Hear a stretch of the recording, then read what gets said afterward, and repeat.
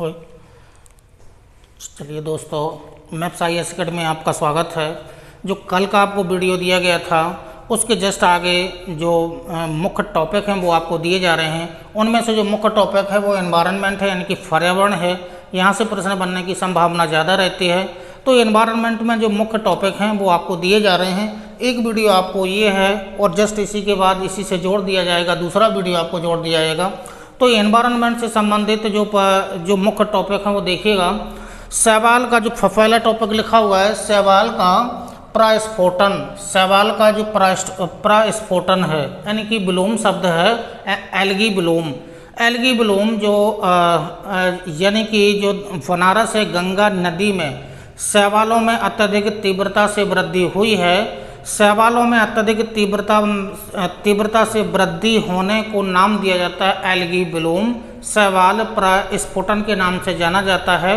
वर्तमान में ये स्थिति जो घटी है बनारस में गंगा नदी के, यानी कि गंगा नदी में ये घटना घटी है। तो शैवालों में अत्यधिक तीव्रता से वृद्धि होने को नाम दिया जाता है शैवाल प्रस्फोटन कहा जाता है। ऐसी स्थिति में चूँकि यूट्रिफिकेशन की प्रक्रिया होती है, जिसमें यूट्रिफिकेशन का मतलब होता है जल में खनिज लवण की मात्रा में वृद्धि होना, और इसमें मुख्य रूप से जो फास्फोरस है और जो नाइट्रोजन है इसमें वृद्धि हुई है। तो फास्फोरस और नाइट्रोजन में वृद्धि मुख्य रूप से हुई है। और ऐसी स्थिति में जो साइनोबैक्टीरिया होते हैं, साइनोबैक्टीरिया के डेवलप करने का जो मुख्य समय होता है, यानी कि अत्यधिक तापमान की स्थिति बनती है, तब ये साइनोबैक्टीरिया अत्यधिक मात्रा में वृद्धि करते हैं। तो साइनोबैक्टीरिया के लिए जो उचित तापमान की आवश्यकता है वो साइनोबैक्टीरिया 25 यानी कि 25 डिग्री सेंटीग्रेड पर वृद्धि करते हैं। तो जो शैवाल प्रस्फोटन की घटना घटी है बनारस में गंगा नदी में ये घटना घटी है। अब उसके बाद जो दूसरा टॉपिक आइएगा, वैश्विक वन लक्ष्य रिपोर्ट 2021 है। ये जो वैश्विक वन लक्ष्य रिपोर्ट जो 2021 है, UNO यानी कि संयुक्त राष्ट्र संघ है, उसका एक छोटा सा पार्ट है आर्थिक और सामाजिक विभाग। आर्थिक और सामाजिक विभाग के द्वारा इस रिपोर्ट को दिया गया है। तो जो आर्थिक और सामाजिक विभाग है UNO का, तो इसमें ये लक्ष्य बनाया गया है, रणनीतिक योजना बनाई गई है, जिसमें 2030 तक जो भी कार्यक्रम चल रहे हैं वो क्या क्या उद्देश्य लिए गए हैं, क्या लक्ष्य प्राप्त करना है, इसका मूल्यांकन करना है। तो इसका मुख्य लक्ष्य है, यानी कि लक्ष्य और मूल्यांकन करना इसकी स्थिति है। अब चूँकि इसी से हम भारत को जोड़े दे रहे हैं, भारत में जो वनावरण की जो रिपोर्ट है वो 2019 के अनुसार भारत में जो वनावरण है वो कितना है, इसको याद रखिएगा 24.56 है। इसको याद रखिएगा, बहुत ही इम्पोर्टेंट है। 24.56 यानी कि भारत के कुल भौगोलिक क्षेत्रफल वनावरण है कितना, 24.56 है। और इसके अलावा इसी से जो टॉपिक जुड़ा है, भारत में जो राज्य हैं वो किन किन राज्यों में वनावरण सबसे ज़्यादा है, एक घटते क्रम में क्रम दे रहे हैं। यानी कि भारत में सर्वाधिक वनावरण MP यानी कि मध्य प्रदेश में है, उसके बाद अरुणाचल प्रदेश में है, फिर छत्तीसगढ़ में है, फिर उड़ीसा में है। तो यानी कि भारत में सर्वाधिक वनावरण वाला राज्य क्या है, मध्य प्रदेश है। सर्वाधिक वनावरण वाला राज्य मध्य प्रदेश है। अब उसके बाद जो तीसरा जो अगला टॉपिक है, विश्व का सबसे बड़ा हिमखंड। हिमखंड जो मिला है विश्व का सबसे बड़ा वो आर्कटिक महासागर में पाया गया है। आर्कटिक महासागर का एक छोटा सा सागर है, बेरिल नाम का एक सागर है। इस जो हिमखंड को नाम दिया गया है A76 इसे नाम दिया गया है। इस हिमखंड की जो लंबाई है 170 किलोमीटर इसकी लंबाई है, और चौड़ाई 25 किलोमीटर है। तो यानी कि विश्व का सबसे बड़ा हिमखंड है, जिसे A67 नाम दिया गया है। आर्कटिक महाक्षेत्र यानी कि आर्कटिक महासागर में अवस्थित है, यानी कि तैर रहा है। अब उसके बाद आइएगा, जो अगला टॉपिक है बोडा और डोंगरिया। ये दो प्रमुख आदिम जनजातियां हैं। उड़ीसा राज्य की दोनों जनजातियां हैं, बोडा और डोंगरिया आदिम जनजातियां हैं, और ये उड़ीसा राज्य की हैं। ये वर्तमान में जो कोविड-19 हुआ था उसके कारण प्रभावित होने वाली दोनों जनजातियां हैं। और इन जनजातियों का थोड़ा सा देख लीजिएगा। उड़ीसा राज्य की दोनों जनजातियां हैं। बोडा जनजाति है, इसका निवास स्थान है मलकानगिरी नाम का एक छोटा सा पर्वत है, उड़ीसा राज्य में है, उस पर निवास करने वाली जनजाति है, आदिम जनजाति है और कोरोना संक्रमण के कारण ये प्रभावित हुई है। दूसरी जनजाति भी उड़ीसा राज्य की है, लेकिन इसका निवास कहाँ है, नियमगिरी जो पर्वतीय क्षेत्र है उस पर अवस्थित यानी कि निवास करने वाली डोंगरिया जनजाति है। ये आदिम जनजाति है। इसकी जो मुख्य फसल है वो चावल को उगाती है। वर्तमान में झूम कृषि का कार्य भी करती है। तो डोंगरिया नाम की जनजाति, तो दोनों जनजातियां कोरोना संक्रमण के कारण प्रभावित हुई हैं। अब आइएगा अगला टॉपिक है सफ़ेद मक्खियाँ। जो सफ़ेद मक्खियाँ हैं यानी कि ये रस चूसने वाले कीटों के अंतर्गत रखी जाती हैं। सफ़ेद मक्खियाँ हैं जो इनका ऑर्डर है होमोप्टेरा नाम का एक ऑर्डर है, उसमें ये रखी जाती हैं। ये भारत में, चूँकि भारत में ऐसी मक्खियों की, सफ़ेद मक्खियों की संख्या में वृद्धि हो रही है। लगभग भारत के सभी राज्यों में इस प्रकार की मक्खियाँ पाई गई हैं। केवल जम्मू कश्मीर राज्य को छोड़ दीजिएगा, बाकी भारत के सभी राज्यों में इस प्रकार की मक्खियाँ पाई गई हैं। इस प्रकार की जो मक्खियाँ हैं ये चूँकि पहली बार 1995 में, इन मक्खियों को सबसे पहले 1995 में यानी कि केरल राज्य में इनको देखा गया था। ये जो मक्खियाँ होती हैं ये बृहद स्तर पर फसलों को नुकसान पहुंचाने वाली मक्खियाँ होती हैं, सफ़ेद मक्खियाँ हैं।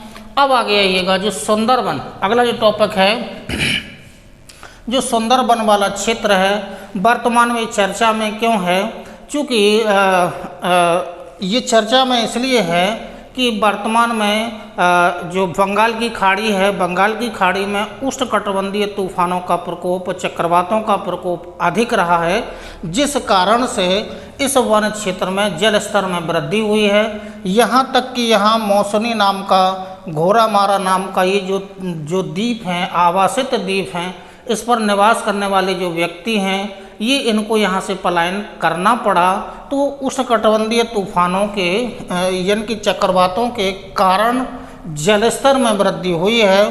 चूँकि जो विश्व का सबसे बड़ा मैंग्रोव वनस्पति वाला क्षेत्र है, सुंदरी वन वाला क्षेत्र है, विश्व की लगभग 40% वनस्पति, मैंग्रोव वनस्पति जो गंगा नदी का डेल्टाई क्षेत्र है, जिसे सुंदरबन डेल्टा के नाम से जाना जाता है। सुंदरबन डेल्टा का संबंध पश्चिम बंगाल से है। सुंदरबन डेल्टा यानी कि यहाँ पर जो मुख्य रूप से वृक्ष पाए जाते हैं वो सुंदरबन है, सुंदरी नाम के वृक्ष पाए जाते हैं। इसको मैंग्रोव वनस्पति के नाम से भी इसे जाना जाता है। तो जो मैंग्रोव वनस्पति यहाँ पर पाई जाती है, इसके अलावा यहाँ पर जो सोनेरिटा वनस्पति है, फिनिक्स नाम की वनस्पति है, ये जो सुंदरी वन है यहाँ पर पाई जाने वाली मुख्य वनस्पति है, यानी कि कौन सी है, सुंदरी है। यानी कि सुंदरी वृक्ष होते हैं, मैंग्रोव वृक्ष होते हैं, सोनेरिटा नाम के वृक्ष होते हैं और इसके अलावा फिनिक्स नाम के वृक्ष होते हैं। इनको ज्वारीय वनों के अंतर्गत इनको रखा जाता है। तो ये विश्व का सबसे बड़ा जो मैंग्रोव वनस्पति वाला क्षेत्र है, लगभग 40% कहाँ पाई जाती है, सुंदरबन डेल्टा में पाई जाती है, गंगा नदी का डेल्टाई क्षेत्र है। तो इसके अलावा आगे आइएगा जो एरोसोल होते हैं, अगला टॉपिक है एरोसोल। एरोसोल जो होते हैं वो वायु प्रदूषण से संबंधित होते हैं, यानी कि धूल, धुआं और वायु में प्रदूषित जो फ्लाई ऐश होते हैं, राख होती है, इन सब को मिलाकर के एक नाम दिया जाता है एरोसोल। एरोसोल जो मुख्य रूप से होते हैं ये तापमान के अवशोषक होते हैं। तापमान को अवशोषित करके ये वायुमंडल के तापमान को अवशोषित करके ग्लोबल वार्मिंग में ये सहायक होते हैं। एरोसोल दोनों प्रकार के हो सकते हैं, नेचुरल भी यानी कि प्राकृतिक भी और कृत्रिम भी। तो जो वायुमंडल में इनका जो इनकी मात्रा में जो वृद्धि हुई है, धूल, धुआं और करके जो फ्लाई ऐश वगैरह है, इनकी वृद्धि से इनको नाम दिया जाता है एरोसोल नाम दिया जाता है। तो अब इसके बाद आइएगा ब्लैक कार्बन एक शब्द लिखा है, विश्व बैंक ने ये रिपोर्ट दी है ब्लैक कार्बन के बारे में। तो जो विश्व बैंक ने रिपोर्ट ये दी है कि जो भारत के उत्तरी क्षेत्र में या जो उत्तरी वाला क्षेत्र है, हिमालय पर्वतीय क्षेत्र हुआ, काराकोरम वाला क्षेत्र हुआ, हिंदू कुश वाला क्षेत्र हुआ, यह जो क्षेत्र हैं, जो ऊंचे वाले क्षेत्र हैं, बर्फ से आच्छादित क्षेत्र हैं, ग्लेशियर वाले क्षेत्र हैं, बहुत सारे ग्लेशियर यहाँ पर अवस्थित हैं। तो ब्लैक कार्बन के कारण, चूँकि ब्लैक कार्बन जहाँ जहाँ पर होते हैं, जो सूर्य का प्रकाश आता है परावर्तित होता है, ये ब्लैक कार्बन होते हैं, ये परावर्तन की प्रक्रिया को कम कर देते हैं, जिससे तापमान में वृद्धि होती है। जैसी तापमान में वृद्धि होगी उसका परिणाम होगा क्या, ग्लोबल वार्मिंग होगा। ग्लोबल वार्मिंग होने से, ग्लोबल वार्मिंग का मतलब वायुमंडल के तापमान में वृद्धि होना है, और वृद्धि होने से जो हिमखंड होंगे यानी कि जो ग्लेशियर होंगे वो पिघलेंगे, जिस कारण से जलवायु परिवर्तन की प्रक्रिया प्रारंभ होगी। तो वर्तमान में जो कार्बन डाइऑक्साइड है ये ग्लोबल वार्मिंग के लिए प्रथम उत्तरदायी है। इसके बाद जो ब्लैक कार्बन है, ब्लैक कार्बन को दूसरे स्थान पर रखा गया है, यानी कि वायुमंडल में तापमान में वृद्धि बढ़ाने के लिए ब्लैक कार्बन जो है वो द्वितीय स्थान पर है, कार्बन डाइऑक्साइड प्रथम इस स्थान पर है। तो ये वर्ल्ड बैंक ने ये रिपोर्ट दी है ब्लैक कार्बन के बारे में। अब आइएगा जो डीप ओशियन मिशन है, जो डीप ओशियन मिशन है ये भारत सरकार ने जो केंद्रीय बजट दिया गया है 2020-21 का केंद्रीय बजट दिया गया है, इसमें लगभग 4000 करोड़ रुपए की व्यवस्था हुई है। वो इसलिए हुई है कि जो समुद्री क्षेत्र हैं, समुद्री क्षेत्रों में खनिज की स्थिति जानना, खनिज की खोज करना, ऊर्जा के बारे में स्थिति जानना, यानी कि जो भूतापीय ऊर्जा हुआ या ज्वारीय ऊर्जा हुआ, जैव विविधता, समुद्री जैव विविधता का अध्ययन करना, इन सब के लिए इन सब की स्थिति जानने के लिए या खोज करने के लिए केंद्र यानी कि भारत सरकार ने 4000 करोड़ रुपए का बजट रखा है। ऐसी यानी कि इसकी जानकारी के लिए रोबोट का सहारा लिया जाएगा। तो ये डीप ओशन मिशन है। उसके बाद आइएगा बेंजीन इमिशन। बेंजीन इमिशन यानी कि जो बेंजीन है उसका इमिशन यानी कि उत्सर्जन। तो वर्तमान में एनजीटी नेशनल ग्रीन ट्रिब्यूनल हरित यानी कि राष्ट्रीय हरित प्राधिकरण या न्यायाधिकरण एनजीटी, इसकी जो स्थापना हुई थी, पहली बार इसकी जो स्थापना हुई थी वो 2010 में इसकी स्थापना हुई थी। एनजीटी एनवायरनमेंट से संबंधित ये संस्थान है। इसने जो मार्च 2021 में केरल में एक रिपोर्ट दी है। रिपोर्ट क्या है कि बेंजीन का उत्सर्जन जो बेंजीन की प्राप्ति होती है कोयला का प्रभाजी आसवन करने से बेंजीन की प्राप्ति होती है। और ये जो बेंजीन है ये वायु प्रदूषक है, यानी कि वायु का प्रदूषण बढ़ाने वाला है। और ये जो बेंजीन है यानी कि इसका जो फार्मूला जानना हो C6H6, इसका जो ये फार्मूला है बेंजीन है। यहाँ तक कि ये भी कहा गया है कि बेंजीन के अत्यधिक इमिशन से कैंसर जैसी समस्याएं उत्पन्न हो सकती हैं। यानी कि बेंजीन का मुख्य प्रभाव किस पर हो सकता है, मानव शरीर में कैंसर जैसी बीमारियां उत्पन्न हो सकती हैं। तो ये केरल में ये एनजीटी ने एक रिपोर्ट दी है इमिशन के बारे में। जस्ट इसी के बाद आपको जो एनवायरनमेंट से संबंधित कुछ और टॉपिक होंगे तो उसके बारे में दिया जा रहा है वीडियो। चलिए दोस्तों, इसी क्रम में एनवायरनमेंट के आगे आपको जानकारी दी जा रही है। जो ग्रेट इंडियन बस्टर्ड, इस ग्रेट इंडियन बस्टर्ड इंग्लिश नाम है, हिंदी में नाम इसको जाना जाता है, भारत में प्रसिद्धि है, सोन चिरैया के नाम से जाना जाता है। तो जो सोन चिरैया है वर्तमान में विलुप्त होने के कगार पर है। इस कारण से जो वन्यजीव विशेषज्ञ हैं, वन्यजीव विशेषज्ञ एम.के. रंजीत सिंह हैं। एम.के. रंजीत सिंह ने सर्वोच्च न्यायालय में एक याचिका दायर की थी कि ये जो बिजली के तार जो खुले हैं इनसे इनको अत्यधिक नुकसान होता है और इन बिजली के तारों को अंडरग्राउंड किया जाना चाहिए। तो ये याचिका दायर की थी एम.के. रंजीत सिंह ने। तो ग्रेट इंडियन बस्टर्ड सोन चिरैया जो विलुप्त होने के कगार पर है, सुप्रीम कोर्ट ने ये एक आदेश दिया है कि ये जो तार हैं बिजली के खुले हैं इनको अंडरग्राउंड किया जाना चाहिए। तो उसके लिए एक विशेष यानी कि कार्य योजना तैयार की जा रही है। अब आइएगा भारत का 42वां रामसर स्थल। भारत का 42वां रामसर जो स्थल है, इसे जो रामसर स्थल घोषित किया गया है वो तिसोकर वेटलैंड कम्प्लेक्स है। ये तिसोकर वेटलैंड कम्प्लेक्स है, ये लद्दाख में है। तो लद्दाख वाला जो क्षेत्र है तिसोकर वेटलैंड कम्प्लेक्स है, इसे भारत का 42वां रामसर स्थल यानी कि आर्द्रभूमि क्षेत्र घोषित किया गया है। इसके पहले 41 और होंगे। जो रामसर सम्मेलन है यानी कि रामसर जो एक विशेष क्षेत्र है, शहर है, वो चूँकि जो ब्लैक सागर के तट पर, ईरान का एक शहर है जो ब्लैक सागर के तट पर अवस्थित है, वहाँ 1971 में 71-72 में पहली बार रामसर सम्मेलन हुआ था। और विश्व में जहाँ जहाँ पर दलदलीय क्षेत्र या आर्द्रभूमि क्षेत्र है उनकी पहचान करना है, तो भारत में 42 ऐसे आर्द्रभूमि क्षेत्र घोषित किए जा चुके हैं। तो तिसोकर लद्दाख वाला जो क्षेत्र है इसे घोषित किया गया है, 42वां है। अब आइएगा राष्ट्रीय डॉल्फिन अनुसंधान केंद्र।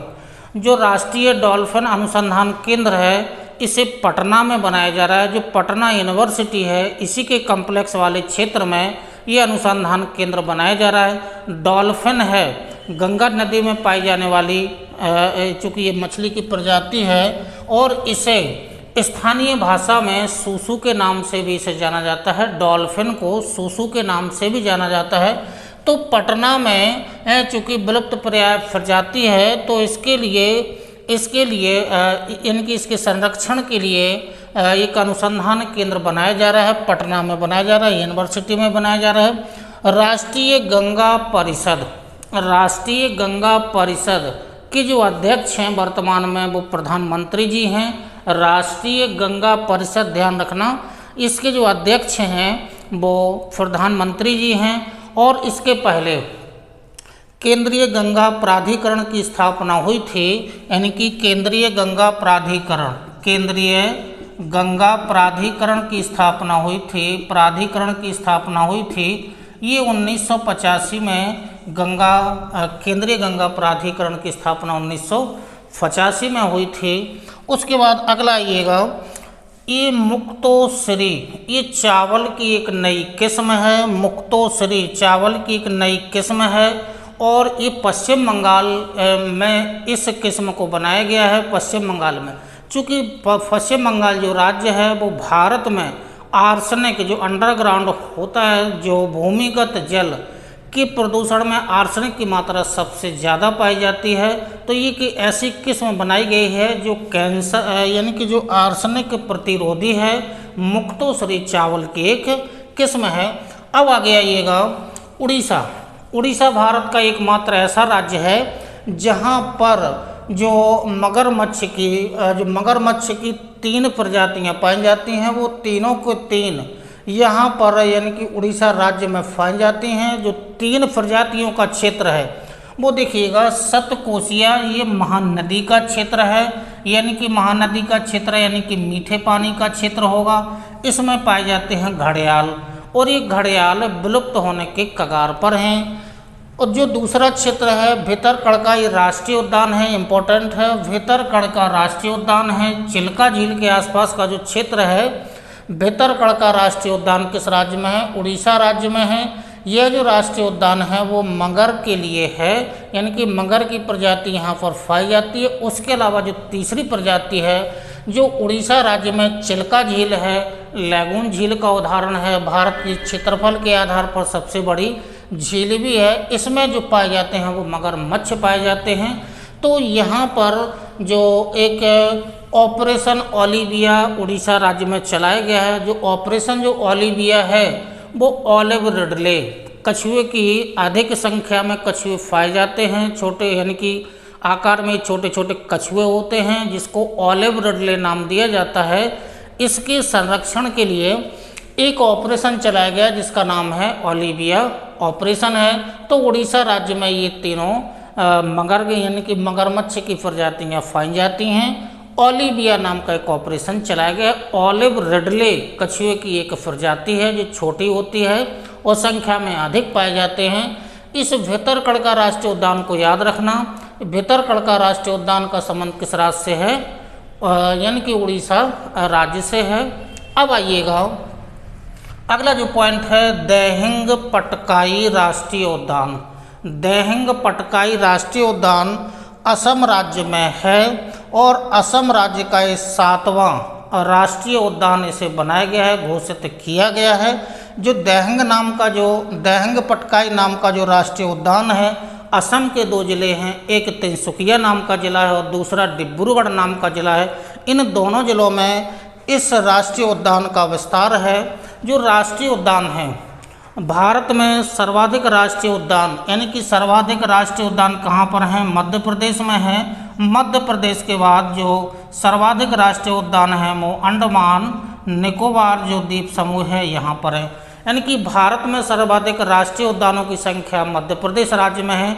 उसके बाद अंडमान निकोबार जो एक केंद्र शासित प्रदेश है, बंगाल की खाड़ी में उत्तर से दक्षिण उसका विस्तार है, दूसरे स्थान पर यहाँ पर राष्ट्रीय उद्यान है। तो ये दिहिंग पटकाई राष्ट्रीय उद्यान है जो असम राज्य का है। अब आइएगा जो अगली एक परियोजना चलाई गई है जिसका नाम है रिहैब परियोजना है। ये रिहैब नाम की एक परियोजना है। इस परियोजना का जो संबंध है वो मधुमक्खियों के बाढ़ से संबंधित है।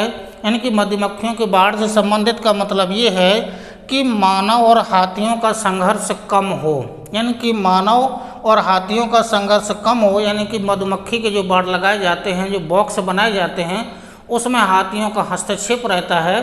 तो इस योजना का उद्देश्य ये है कि जो मधुमक्खी के बॉक्स हैं उनको मानव बस्तियों के आसपास लाया जाए, जिससे जो हाथियों का जो संघर्ष होगा वो कम हो जाएगा। तो ये रिहैब नाम की परियोजना है। इसके बाद आइएगा जलवायु आपातकाल। जो जलवायु आपातकाल यानी कि ग्लोबल वार्मिंग के बढ़ने से यानी कि दिसंबर 2020 में न्यूजीलैंड देश ने जलवायु आपातकाल की घोषणा की। इसका मुख्य कारण था ग्लोबल वार्मिंग के कारण जो विभिन्न प्रकार की समस्याएं उत्पन्न हो रही हैं, इसका आकलन करने के लिए जलवायु आपातकाल लगाया गया था। किसने लगाया है? न्यूजीलैंड देश ने लगाया था जलवायु आपातकाल। उसके बाद जो अगला है सीवीड मिशन परियोजना। सीवीड मिशन परियोजना का संबंध है समुद्री उत्पादों से संबंधित है। 10 फरवरी 2021 को केंद्रीय विज्ञान प्रौद्योगिकी विभाग के द्वारा इस सीवीड मिशन चलाया गया है, जिसका मुख्य उद्देश्य है समुद्री शैवालों का व्यावसायिक स्तर पर यानी कि व्यावसायिक कृषि और इसके प्रसंस्करण से संबंधित ये योजना है। सीवीड मिशन योजना है तो समुद्री उत्पाद यानी कि शैवालों से संबंधित है, उनकी उत्पादकता में वृद्धि करना और उनकी व्यावसायिक कृषि को बढ़ाना है, जिससे विभिन्न प्रकार के खनिज संसाधन हमें प्राप्त हो सकें समुद्री शैवालों से द्वारा, जिनसे विभिन्न प्रकार की दवाएं बनाई जाती हैं। तो ये सीवीड मिशन है। अब आइएगा विश्व का प्रथम ऊर्जा द्वीप। ये विश्व का प्रथम ऊर्जा द्वीप एक डेनमार्क देश है। ठीक है, जो डेनमार्क देश है वो यूरोप महाद्वीप के अंतर्गत आता है।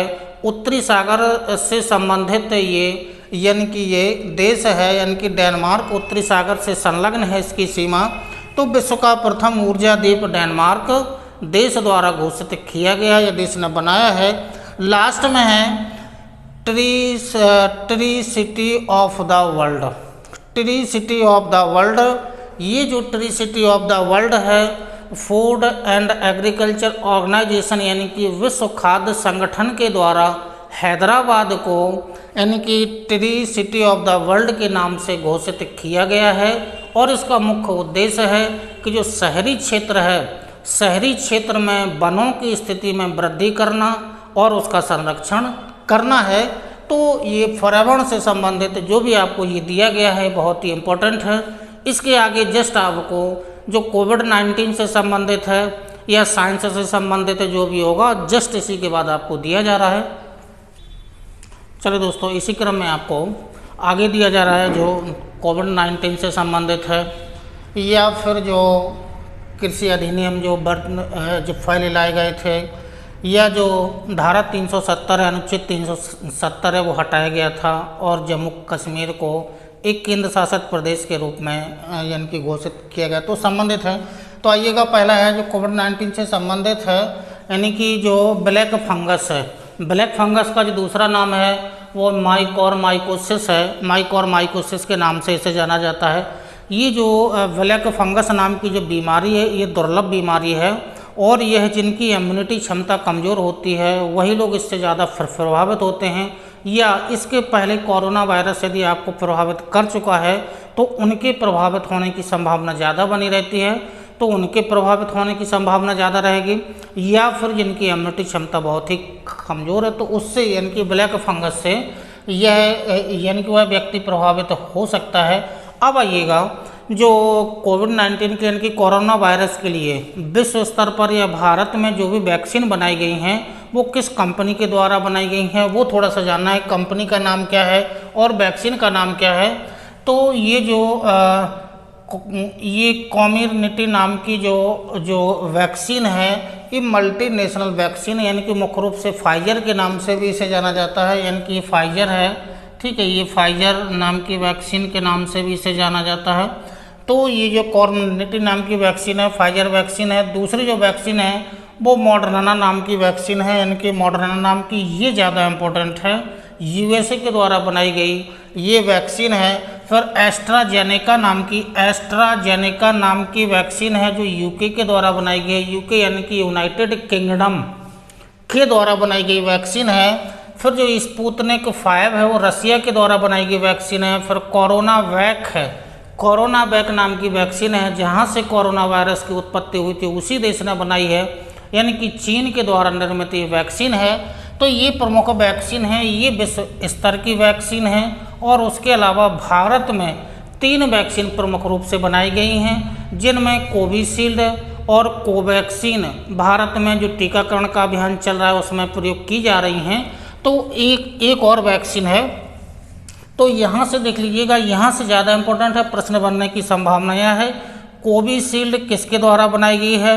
पुणे में एक संस्थान है जिसका नाम है सीरम इंस्टीट्यूट ऑफ इंडिया, और ऑक्सफोर्ड यूनिवर्सिटी और एस्ट्राजेनेका, ये जो 3 संस्थान हैं, इन 3 संस्थानों के द्वारा जो कोविशील्ड नाम की वैक्सीन है वो बनाई गई है। पुणे में स्थित है ये संस्थान, यानी कि serum institute of India, Oxford university और एस्ट्राजेनेका, ये 3 संस्थान यानी कि द्वारा कोविशील्ड वैक्सीन बनाई गई है। उसके अलावा ये जो कोवैक्सीन है, ये जो भारत बायोटेक है, भारत बायोटेक और नेशनल इंस्टीट्यूट ऑफ वायरोलॉजी जो पुणे में स्थित है, इन 2 संस्थानों के द्वारा ये जो कोवैक्सीन है वो बनाई गई है। इसके अलावा जो तीसरी वैक्सीन है यानी कि वीएनटी है, ये फाइजर नाम की जो कंपनी है वो और भारत बायोटेक, इन दोनों ने मिलकर के वीएनटी नाम की एक वैक्सीन बनाई है। तो ये 3 वैक्सीन हैं जो भारत में हैं, जिनमें से 2 का टीकाकरण चल रहा है। तो ये जो संस्थान हैं ये ज़्यादा इम्पोर्टेंट है, इन संस्थानों को अच्छी तरह से देख लीजिएगा, यहाँ से प्रश्न बनने की ज़्यादा संभावना रहेगी, यानी कि जो संस्थान है ये बहुत ही ज़्यादा इम्पोर्टेंट होंगे। इसके अलावा आइएगा, जो कोविड से संबंधित है, जो रैपिड एक टेस्ट होता है, तो रैपिड टेस्ट का मतलब होता है एंटीबॉडी की जाँच करने के लिए ये रैपिड टेस्ट यानी कि किया जाता है कि शरीर में जब कोरोना वायरस का संक्रमण रहता है उसके बाद जो दवाएं वगैरह दी जाती हैं, उसके बाद जो टेस्ट होता है कि शरीर में एंटीबॉडी बनी या नहीं बनी, ठीक है। तो एंटीबॉडी शरीर में बनी या नहीं बनी, उस कोरोना वायरस से लड़ने के लिए उसकी जांच हेतु एक टेस्ट जिसका नाम है रैपिड टेस्ट, इसे नाम दिया जाता है। उसके बाद आरटी लैंप नाम की एक विधि है, आरटी लैंप नाम की विधि है, ये भी कोरोना वायरस की जांच हेतु की जाती है कि शरीर में कोरोना वायरस है या नहीं है। तो इसके लिए जो मुख्य रूप से जांच होती है आरएनए की जांच होती है। आरएनए की जांच करने के बाद ये पता लगाया जाता है कि कोरोना है अथवा नहीं, यानी कि पॉजिटिव है अथवा नेगेटिव है। तो इसकी जांच आरटी लैंप विधि के द्वारा आरएनए का प्रयोग किया जाता है, राइबोन्यूक्लिक जो एसिड है इसका प्रयोग किया जाता है। अब आइएगा, जो इम्पोर्टेंट टॉपिक है जम्मू कश्मीर पुनर्गठन विधेयक 2021 ये लाया गया है। चूँकि ये जो पुनर्गठन है, ये यानी कि जो संविधान का अनुच्छेद है 370, ये 370 जो अनुच्छेद था वो जम्मू कश्मीर राज्य को एक विशेष राज्य का दर्जा देता था। उसका एक अपना अलग संविधान था, वहाँ पर दोहरी नागरिकता थी। तो ये 370 यानी कि 5 अगस्त को जो ये 370 जो धारा हटी है, उसके बाद जम्मू कश्मीर को एक केंद्र शासित प्रदेश, लद्दाख को एक केंद्र शासित प्रदेश बनाया गया। यानी कि जम्मू कश्मीर को 2 केंद्र शासित प्रदेशों में बांट दिया है और धारा 370 यानी कि हटाई जा चुकी है। तो जम्मू कश्मीर इसके बाद 370 हटने के बाद जम्मू कश्मीर पुनर्गठन विधेयक 2021 लाया गया है और इसमें ये कहा गया है कि जो पहला इसका नियम है, निर्वाचित विधायिका यानी कि विधानसभा में संबंधित प्रावधान लागू होंगे अनुच्छेद 239 ए के तहत। यानी कि जो पांडिचेरी यानी कि जो पुडुचेरी राज्य है, इसमें जो विधायिका के नियम लागू होंगे वही यहाँ पर केंद्र शासित प्रदेशों पर दोनों पर लागू होंगे। जो दूसरा है, जो प्रावधान पांडिचेरी की विधानसभा में लागू हैं वही पूरे के पूरे जम्मू कश्मीर में भी लागू होंगे। और जो तीसरा इसमें कहा गया है कि जो प्रशासनिक कैडर्स हैं, प्रशासनिक कैडर्स का विलय कर लिया जाएगा। तो ये 3 प्रमुख प्रावधान हैं जम्मू कश्मीर पुनर्गठन विधेयक 2021 के। और ये जो हैं, जो जम्मू कश्मीर केंद्र शासित प्रदेश है और लद्दाख के केंद्र शासित प्रदेश है, इन पर लागू होंगे। अब आइएगा जो नागरिकता संशोधन अधिनियम जो 2019 है, ये 2019 में लाया गया था। और ये जो नागरिकता संशोधन अधिनियम है, यह कहता है कि जो भारत में जो 6 अल्पसंख्यक धार्मिक समुदाय हैं, जो 6 अल्पसंख्यक जो धार्मिक समुदाय हैं, अल्पसंख्यक धार्मिक जो समुदाय हैं, इनमें से छोड़ना किसको है? 3 को छोड़ना है। यानी कि पाकिस्तान को छोड़ना है, अफ़गानिस्तान को छोड़ना है, बांग्लादेश को छोड़ना है। और इनमें से जो एक धार्मिक यानी कि समुदाय है वो मुस्लिम वर्ग है या उसके अनुयायी हैं, इनको छोड़ करके यानी कि इन तीनों देशों के छोड़ करके अन्य जो देशों के जो धार्मिक 6 अल्पसंख्यक समुदाय हैं उनको भारत में नागरिकता देने का प्रावधान है। तो 3 देशों को छोड़ दीजिएगा, पाकिस्तान, अफ़गानिस्तान और बांग्लादेश। और इनमें से वो कौन से वर्ग के होंगे? मुस्लिम वर्ग या इनके अनुयायी होंगे, उनको भारत में आने की अनुमति नहीं होगी। अन्य वर्ग के होंगे उनको अनुमति होगी, या अन्य देशों से जो आएंगे।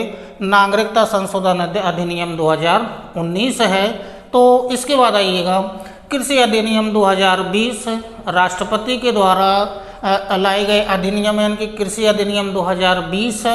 इसमें चूँकि इसका विस्तार तो बहुत ज़्यादा है, लेकिन शॉर्ट में आप नियम जो अधिनियम लाए गए उन 3 अधिनियमों को जान लीजिएगा, क्योंकि यहाँ से प्रश्न फंसेगा कौन सा नहीं लाया गया।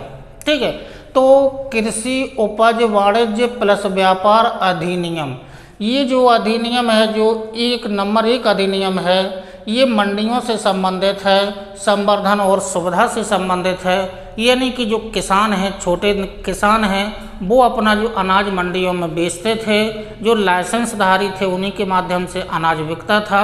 अब वर्तमान में ऐसी कोई आवश्यकता नहीं है, आप अपनी उपज कहीं से भी बेच सकते हैं। किसान अपनी उपज को खेत से भी बेच सकता है। तो ये पहला अधिनियम है। दूसरा क्या है? मूल्य आश्वासन पर किसान समझौता और कृषि सेवा अधिनियम। ये जो अधिनियम है, ये किसानों की जो भूमि है उससे संबंधित है, यानी कि उसको सुरक्षा देने से संबंधित अधिनियम है। और जो तीसरा है वो आवश्यक वस्तु अधिनियम है।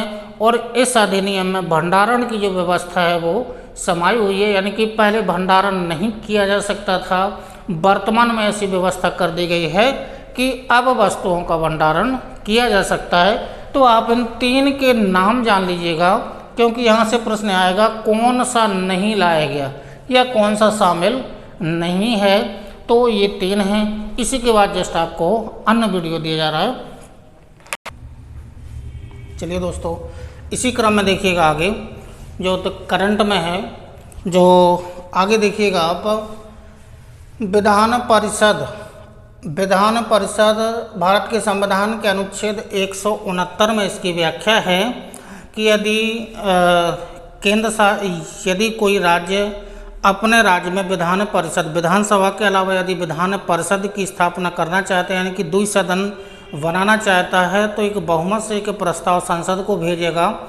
संसद के पास इतना अधिकार है कि वो विधान परिषद की अनुमति दे भी सकती है और नहीं भी दे सकती है। तो ऐसा प्रस्ताव, विधान परिषद बनाने का ऐसा प्रस्ताव उस राज्य से बहुमत से पारित होना चाहिए। तो 169 में इसकी व्याख्या है। तो वर्तमान में पश्चिम बंगाल जो राज्य है उसने ऐसा प्रस्ताव, बहुमत से ऐसा प्रस्ताव संसद के पास भेजा है। अब संसद के पास अधिकार है कि वो प्रस्ताव पर सहमति दे भी सकती है और नहीं भी दे सकती है। और वर्तमान में चूँकि जो 6 राज्य हैं, इसके पहले जम्मू कश्मीर में भी विधान परिषद थी, लेकिन अनुच्छेद धारा यानी कि 370 हटने के कारण वहाँ से विधान परिषद समाप्त हो गई है। वर्तमान में 6 राज्यों में द्विसदनीय यानी कि द्विसदनीय व्यवस्था है, यानी कि विधानसभा भी है और विधान परिषद है। वो राज्य देख लीजिएगा, बिहार, आंध्र प्रदेश, तेलंगाना, उत्तर प्रदेश, महाराष्ट्र, कर्नाटक। इन राज्यों में जो विधान परिषद की व्यवस्था है। अब आइएगा, जो अगला टॉपिक है राष्ट्रीय चिकित्सा आयोग। अभी तक राष्ट्रीय चिकित्सा आयोग नहीं था, केवल था भारतीय चिकित्सा परिषद था, जो 1933 में बनाया गया था, जो ब्रिटिश काल में बनाया गया था। इसका स्थान लेने के लिए राष्ट्रीय चिकित्सा आयोग की स्थापना की गई है। और राष्ट्रीय चिकित्सा आयोग चूँकि जो दिल्ली में है, जो एम्स है, एम्स के प्रोफेसर हैं सुरेश चंद्र को राष्ट्रीय चिकित्सा आयोग का प्रथम अध्यक्ष बनाया गया है। तो सुरेश चंद्र को प्रथम अध्यक्ष बनाया गया है। अब आइएगा, जो यूनेस्को है, यूनेस्को विरासत शहरों की सूची घोषित की है। तो भारत के यानी कि मध्य प्रदेश के 2 शहर हैं। मध्य प्रदेश के 2 शहर कौन से हैं? ओरछा और ग्वालियर यूनेस्को की विरासत शहर सूची में शामिल कर लिए गए हैं। अब आइएगा, दिव्यांग खेल केंद्र। तो जून 2021 में ऐसा प्रस्ताव लाया गया था केंद्र के द्वारा। और जो केंद्रीय सामाजिक न्याय और अधिकारिता मंत्रालय है, उसके अंतर्गत अहमदाबाद में दिव्यांग खेल केंद्र की स्थापना की जाएगी। तो दिव्यांग खेल केंद्र की स्थापना गुजरात के जो शहर अहमदाबाद में होगी। उसके आगे आइएगा, दिल्ली मेरठ एक्सप्रेस वे। तो दिल्ली से मेरठ तक जो एक्सप्रेस वे है, ये 2001 यानी कि 1 अप्रैल 2021 को इस एक्सप्रेस वे को खोल दिया गया था। 14 लेन वाला ये एक्सप्रेस है, यानी कि एक्सप्रेस वे है। 45 मिनट मेरठ से दिल्ली जाने में जो समय लगेगा वो 45 मिनट लगेगा। इससे पहले 2-2.5 घंटे का समय लगता है। इसकी जो लंबाई है वो 96 किलोमीटर इसकी लंबाई है, और यानी कि 14 लेन वाला ये एक्सप्रेस वे है। इसके अलावा आइएगा, तो कुडानकुलम को अभी छोड़ दीजिएगा, कुडानकुलम परमाणु को अभी छोड़ दीजिएगा। उसके बाद इसके नीचे वाला आइएगा, NTPC यानी कि नेशनल थर्मल पावर कॉरपोरेशन द्वारा भारत का सबसे बड़ा सौर पार्क स्थापित किया गया है। गुजरात के कच्छ के रण में स्थापित किया गया है। इसकी जो उत्पादन करने की जो क्षमता है वो 4.74 गीगावाट इसकी क्षमता है। तो ये भारत का सबसे बड़ा सौर पार्क है। अब अगला प्रश्न आएगा, भारत का प्रथम जो हाइड्रोजन प्लांट लगाया गया है वो उत्तर प्रदेश के मथुरा शहर में लगाया गया है। उसके बाद अगला आइएगा, मैत्री सेतु। सेतु का मतलब है यहाँ पुल से लिया गया है। और जो मैत्री सेतु बनाया गया है, जो बांग्लादेश और त्रिपुरा, जो पूर्वोत्तर राज्यों का एक यानी कि राज्य है त्रिपुरा राज्य, तो दोनों की सीमा पर यानी कि बांग्लादेश और त्रिपुरा की सीमा पर एक नदी बहती है जिसका नाम है फैनी नदी। इस नदी पर 1.9 किलोमीटर लंबा, इस लंबाई को याद रखिएगा, 1.9 किलोमीटर लंबा पुल बनाया गया है। और ये जो जोड़ता है, यानी कि भारत का जो शहर है, यानी कि जो त्रिपुरा राज्य उसका एक शहर होगा, सब रोम नाम का शहर होगा, उसको बांग्लादेश का जो एक शहर है वो रामगढ़ से, यानी कि दोनों को जोड़ेगा। तो ये यानी कि मैत्री सेतु है। अब आइएगा गंगा एक्सप्रेस वे। तो गंगा जो एक्सप्रेस वे है वो यानी कि हरिद्वार से बनारस तक ये एक्सप्रेस वे है। ये पहले इन दोनों शहरों के बीच में नहीं था, बीच बीच में था। जो इसकी लंबाई है वो 745 किलोमीटर है, यानी कि भारत का सबसे लंबा एक्सप्रेस वे है। इसकी लंबाई को बाद में बढ़ाया गया है, तो ये भारत का सबसे लंबा एक्सप्रेस वे है। पूर्वांचल एक्सप्रेस वे जिसकी लंबाई 354 किलोमीटर है, जो पूर्वांचल एक्सप्रेस वे है इसकी लंबाई 354 किलोमीटर है। अब यह शहर, यहाँ से प्रश्न बनने की संभावना ज़्यादा रहती है कि यह एक्सप्रेस वे किन किन शहरों से होकर के गुजरेगा। तो शहर देख लीजिएगा, लखनऊ, सुल्तानपुर, फैजाबाद, अंबेडकर नगर, आजमगढ़, बाराबंकी, अमेठी, मऊ, गाजीपुर, बलिया, इतने शहरों से होकर के पूर्वांचल एक्सप्रेस वे गुजरेगा जिसकी लंबाई 354 किलोमीटर है। अब आगे आइएगा अटल सुरंग। पहले इसका नाम था जो रोहतांग सुरंग था, बाद में इसका नाम रखा गया है अटल सुरंग। यह जो सुरंग है वो हिमाचल प्रदेश का जो मनाली है और जो लद्दाख का जो लेह शहर है, दोनों को आपस में जोड़ेगा। और इसकी जो कुल लंबाई है वो 8.8 किलोमीटर है। तो ये सुरंग बनाई गई है, 8.8 किलोमीटर की सुरंग है, अटल सुरंग है। अब आइएगा, जो भारत की प्रथम भूतापीय विद्युत ऊर्जा, यानी कि जो पहली बार भूतापीय ऊर्जा लगाई गई है, यानी कि ऊर्जा का निर्माण किया जा रहा है, वो पूर्वी लद्दाख क्षेत्र में जो पुमा गांव है, यहाँ पर भूतापीय ऊर्जा का प्रथम यानी कि प्लांट लगाया गया है। उसके बाद आइएगा, जो जेवर हवाई अड्डा है, जेवर हवाई अड्डे का नाम बदल करके नोएडा अंतर्राष्ट्रीय हवाई अड्डा कर दिया गया है। और इसका लोगो, इसका एक लोगो है जो उत्तर प्रदेश का जो राजकीय पक्षी है, सॉरस है, क्रैन है, उसको इसका लोगो बनाया गया है। अब आइएगा लास्ट में Bundelkhand express way. Bundelkhand express way की जो लंबाई है वो 296 किलोमीटर है। तो लंबाई 296 किलोमीटर है, ये तो इम्पोर्टेंट है ही। उसके अलावा ये ज़्यादा इम्पोर्टेंट है कि यह जो एक्सप्रेस वे है वो किन किन शहरों से होकर के गुजरता है या नहीं। तो देखिएगा कौन से शहर हैं। चित्रकूट से शुरू होगा, चित्रकूट, झांसी, बांदा, हमीरपुर, महोबा, जालौन, औरैया, इटावा, इटावा तक जाएगा ये। तो इतने शहरों से होकर के जो बुंदेलखंड एक्सप्रेस वे है वो इतने शहरों से होकर के गुजरेगा। 296 किलोमीटर लंबाई है। अब आइएगा, जो लास्ट का इस लाइन में प्रश्न है, कोलकाता एयरपोर्ट, जो कोलकाता जो हवाई अड्डा है इसका जो नाम बदल करके श्यामा प्रसाद मुखर्जी, नया नाम इसे दे दिया गया है। श्यामा प्रसाद मुखर्जी इसे नया नाम दे दिया गया है। अब ये बचता है कुडानकुलम परमाणु जो संयंत्र है, इसके बारे में थोड़ा सा जान लीजिएगा। ये कुडानकुलम जो परमाणु संयंत्र है जो तमिलनाडु में लगाया गया है, तमिलनाडु में इसको लगाया गया है। और इसकी थोड़ी सी विशेषताएं और जान लीजिएगा। इसने जो रसिया के द्वारा लगाया गया, इसकी 5वीं इकाई चालू कर दी गई है, यानी कि ये 5वीं इसकी 6 इकाइयाँ हैं।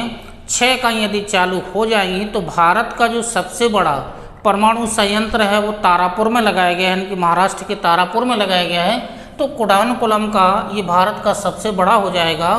तो कुछ जो परमाणु संयंत्र हैं जो लगाए गए हैं, जैसे नरोरा जो है, नरोरा जो परमाणु संयंत्र है, परमाणु संयंत्र है वो उत्तर प्रदेश के बुलंदशहर में लगाया गया है, बुलंदशहर में लगाया गया है। उसके बाद ये उत्तर प्रदेश का एकमात्र परमाणु संयंत्र है, परमाणु ऊर्जा का निर्माण होता है। दूसरा जो है वो रावत भाटा है, रावत भाटा यानी कि राजस्थान के कोटा ज़िले में लगाया गया है।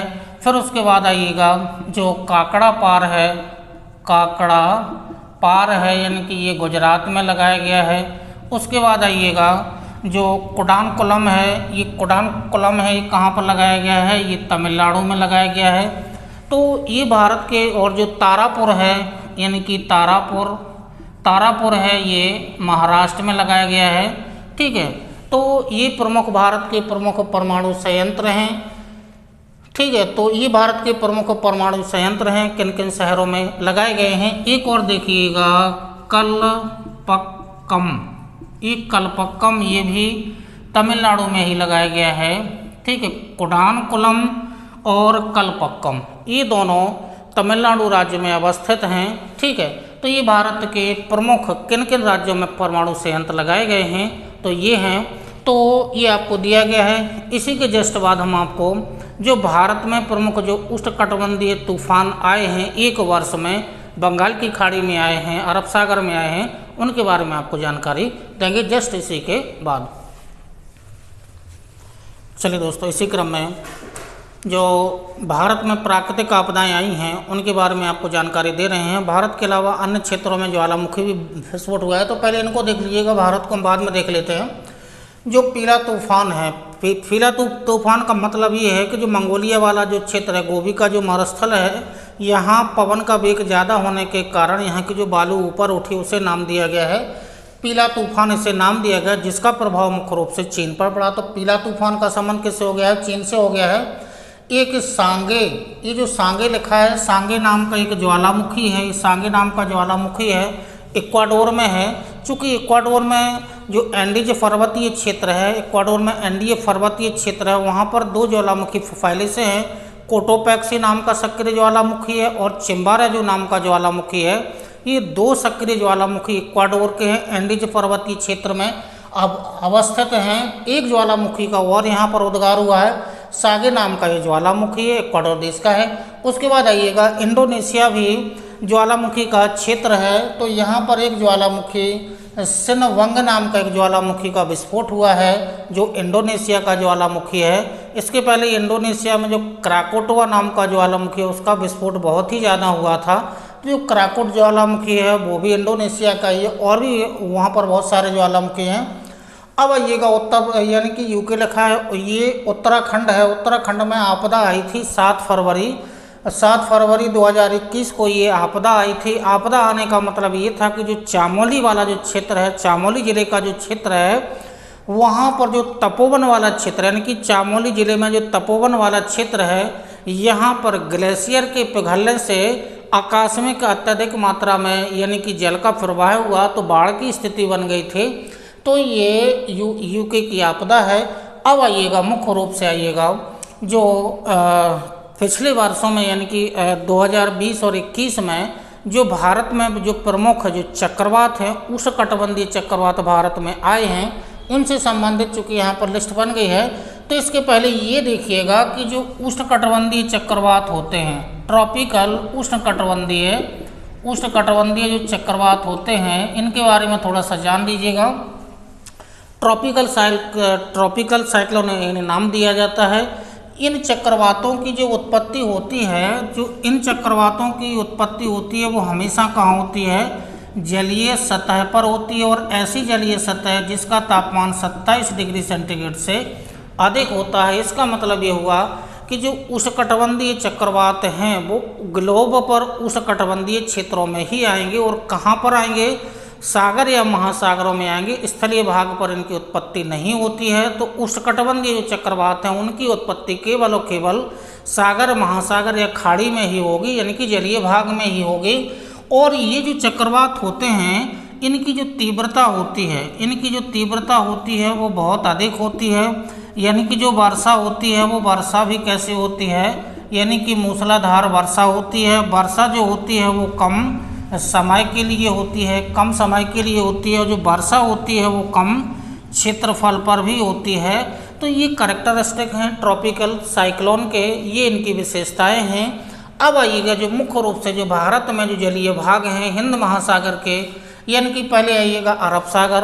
अब अरब सागर से जो संबंधित भारत के जो तटीय राज्य हैं, भारत के तटीय राज्यों में ये वाला जो राज्य है यानी कि ये गुजरात होगा, यहाँ पर महाराष्ट्र लगा होगा, यहाँ पर गोवा होगा, यहाँ पर कर्नाटक होगा, यहाँ पर केरल वाला क्षेत्र लगा होगा।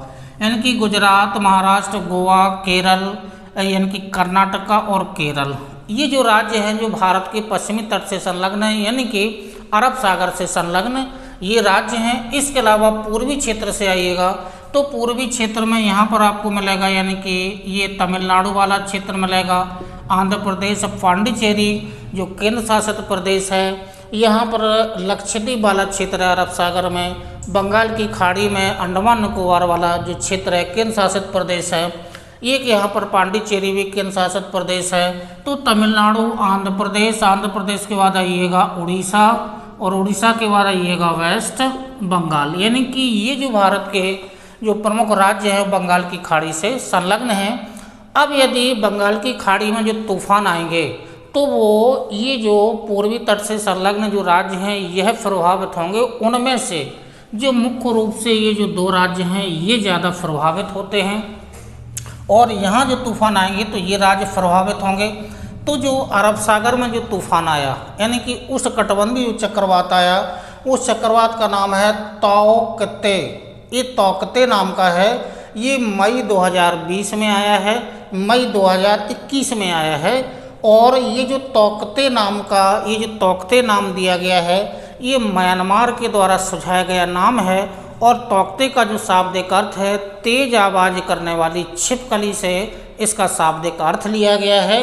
और यह जो जब ये तूफान आया था तो जो महाराष्ट्र गोवा वाला जो अरब सागर का जो क्षेत्र था यहाँ पर एक समुद्री जहाज डूब गया था, ठीक है, 8-10 लोग मारे गए थे। और ये जो समुद्री जहाज जो डूब गया था उसका नाम था वार्ज P305। वार्ज P305 ये समुद्री जहाज डूब गया था। किस कारण से? तौकते उष्णकटिबंधीय चक्रवात के प्रभाव के कारण। तो ये जो अरब सागर में आया है। अब चूंकि ज़्यादा तूफान आते हैं बंगाल की खाड़ी में, तो यहाँ जो तूफान आए हैं, चक्रवात आए हैं, ये चक्रवात देखिएगा, पहला है यास। जो यास नाम का चक्रवात है मई 2021 में ये भी आया है, मई 2021 में आया। इसकी जो गति थी वो 150 किलोमीटर प्रति घंटा इसकी रफ्तार थी। और उष्णकटिबंधीय चक्रवातों की विशेषता ये है कि जलीय भागों में जैसे जैसे आगे बढ़ते जाएंगे इनकी स्पीड बढ़ जाती है, और जैसे ही स्थलीय भाग से टकराते हैं स्थलीय भाग से टकराने के बाद समाप्त हो जाते हैं। लेकिन समुद्र तटीय क्षेत्रों में विभिन्न प्रकार की पर्यावरणीय यानी कि जनधन की हानि यहाँ पर होती है, तो इनका प्रभाव तटीय क्षेत्रों में रहता है। तो यास नाम का है। जो यास जो शब्द है इसका जो अर्थ है वो निराशा है। और जो यास है ये शब्द जो ओमान जो फारस की खाड़ी में अवस्थित एक देश है उसने यानी कि फारस की खाड़ी से संलग्न देश है, ओमान देश ने नाम दिया है यास, जिसका अर्थ है निराशा। अब आगे आइएगा, एक तूफान और आया जिसका नाम है निवार। और ये जो निवार नाम का जो उष्णकटिबंधीय चक्रवात आया है ये 1 वर्ष पहले यानी कि नवंबर 2020 में आया था। और यह जो निवार शब्द है वो ईरान के द्वारा सुझाया गया नाम था, ईरान के द्वारा। और लास्ट में एक चक्रवात बचता है जिसका नाम है अम्फान। और ये अम्फान है, यही बहुत तीव्रता वाला था। ये मई 2020 में तूफान आया था। और इस तूफान से मुख्य रूप से उड़ीसा और पश्चिम बंगाल राज्य प्रभावित हुए थे। यानी कि उड़ीसा, बंगाल की खाड़ी में तूफान आएगा तो ये तो निश्चित है कि उड़ीसा राज्य प्रभावित होगा, ये तो निश्चित ही। और सर्वाधिक जनधन की हानि के साथ जो पर्यावरणीय हानि होती है वो कुछ सबसे ज़्यादा उड़ीसा राज्य में ही होती है। तो जो अम्फान नाम का जो तूफान है मई 2020 में आया, इसकी जो रफ्तार देखिएगा 200 किलोमीटर प्रति घंटा थी, ठीक है, 200 किलोमीटर प्रति घंटा इसकी रफ्तार थी। तो ये भारत को प्रभावित करने वाले प्रमुख जो उष्णकटिबंधीय चक्रवात हैं। इसके अलावा जो विश्व में जो उष्णकटिबंधीय चक्रवात आते हैं तो वो मुख्य रूप से उनके केवल नाम देख लीजिएगा कहाँ कहाँ पर आते हैं। तो आयन की उत्पत्ति तो जलीय भाग में ही होना है। तो जो चक्रवात हैं, जैसे जो मुख्य रूप से चक्रवात हैं वो है जैसे टाइफून नाम का एक चक्रवात है, कहाँ आएगा इसको बता देंगे। ये टाइफून नाम का एक चक्रवात है, ठीक है। टाइफून हो गया, ये हो गया। एक लिखिएगा, एक देखिएगा टारनेडो नाम का एक चक्रवात है। एक विली, ये विली नाम का एक चक्रवात है, यानी कि और टाइफून होगा, टार्नेडो होगा, विली हुआ। ये विश्व में चूँकि हैं उष्णकटिबंधीय चक्रवात, लेकिन विश्व में अलग अलग नामों से इनको जाना जाता है। तो जो टाइफून हुआ, ये टाइफून जो मुख्य रूप से हुआ टाइफून ये चूँकि ये प्रशांत महासागर से संबंधित हैं, ये प्रशांत महासागर से संबंधित हैं। टार्नेडो है, ये टार्नेडो है, यही विश्व का सबसे अत्यधिक तीव्र गति वाला तूफान है। मैक्सिको की खाड़ी से संबंधित है। मैक्सिको की खाड़ी का संबंध जो है वो कैरेबियन सागर से है, तो इसका संबंध कैरेबियन सी से है, यानी कि कैरेबियन सी से, और मुख्य रूप से उत्पत्ति होती है मैक्सिको की खाड़ी में होती है। अब मैक्सिको की खाड़ी में होती है तो मैक्सिको देश तो प्रभावित होगा ही, और मुख्य रूप से जो यूएसए देश है ये भी इससे प्रभावित होता है। अब आइएगा विली, तो जो विली तूफान है ये भी दक्षिणी प्रशांत महासागर से संबंधित है। टाइफून ये उत्तरी से थे, ये वाला दक्षिणी प्रशांत महासागर से संबंधित है। और जो ऑस्ट्रेलिया देश है वो जो उत्तर यानी कि दक्षिणी पूर्वी ऑस्ट्रेलिया का जो क्षेत्र है, विक्टोरिया राज्य हुआ, वेल्स राज्य हुआ, इन राज्यों को प्रभावित करने वाला जो तूफान है उसका नाम है विली नाम से ये तूफान आता है, ठीक है। तो ये टाइफून, टार्नेडो और विली ये भारत में इनको, भारत और उसके पड़ोसी देशों में इनको चक्रवात के नाम से ही जाना जाता है। तो ये विश्व के प्रमुख ये तूफान है, नाम यहाँ पर दे दिए हैं। तो इसके बाद जो अगला वीडियो आपको दिया जाएगा, जो अवशेष बचा हुआ है, साइंस का आपका बचा हुआ है, खेल का बचा हुआ है, राष्ट्रीय और अंतर्राष्ट्रीय जो घटनाक्रम है उसका आपको वीडियो दिया जाएगा, ठीक है। तब तक के लिए आप वीडियो को देखते रहिएगा, फ़ायदा निश्चित रूप से होगा, क्योंकि प्रश्नों को चुन करके आपको बिल्कुल संभावित प्रश्न ही आपको दिए जा रहे हैं। तो आप वीडियो को ज़रूर देखिएगा, शेयर, लाइक और सब्सक्राइब। थैंक यू, धन्यवाद।